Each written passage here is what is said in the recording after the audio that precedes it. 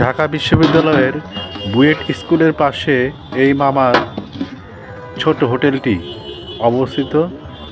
হোটেলটি রিক্সা ভ্যানের উপর সে তৈরি করে বিভিন্ন জায়গায় ঘুরে ঘুরে বিক্রি করে। তবে সকালের একটি নির্দিষ্ট সময়ে এই বুয়েট স্কুলের সামনে ভ্যান চালক, রিক্সা চালক এবং ছোট ছোট খেটে খাওয়া মানুষদের কাছে সে তার খাবার নিয়মিত বিক্রি করে। তার খাবার তালিকার মধ্যে রয়েছে খিচুড়ি, তার সাথে 2-3 ধরনের ভর্তা, সাদা ভাত, তার সাথে মাছ এবং বিভিন্ন ধরনের তরিতরকারি সে বিক্রি করে থাকে।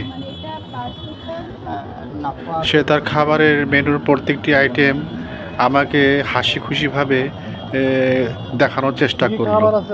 প্রথমে সে দেখালো এখানে রয়েছে মাছ, তারপরে রয়েছে ডিম, তারপরে রয়েছে এখানে রুই মাছের তরকারি এবং সে হাসি মুখে তার রুই মাছের মাথাটিও দেখালো।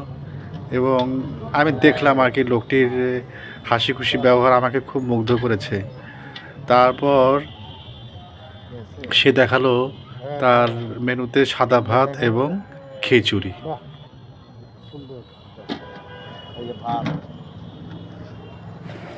সত্যিকার অর্থে খাবারগুলো আমার কাছে খুবই দেখে ভালো লেগেছে এবং মনে হয়েছে প্রত্যেকটি আইটেমই ফ্রেশ, যার মধ্যে কোনো ভনিতা নেই, যার মধ্যে কোনো জড়তা নেই।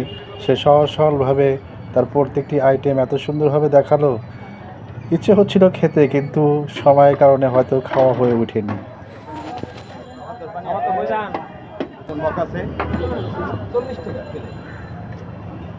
খিচুড়ি চলে বেশি, ঠিক না? হ্যাঁ, সবই চলে আমার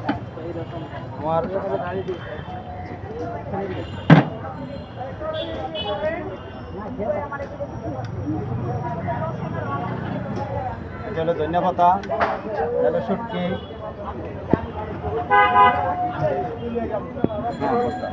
আমি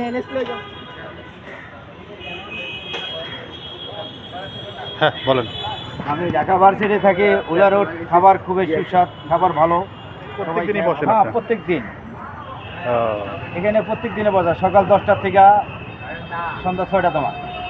আচ্ছা আচ্ছা আচ্ছা। এখানে পরে আবার যাই হলো শিববাড়ির ওখান থেকে 6টা থেকে রাত্রির 11টা তোমার। ওইখানেও খাবার বিক্রি করেন? ওখানেও খাবার বিক্রি হয় আচ্ছা। সন্ধ্যার পরে। আচ্ছা ঠিক আছে, থ্যাংক ইউ।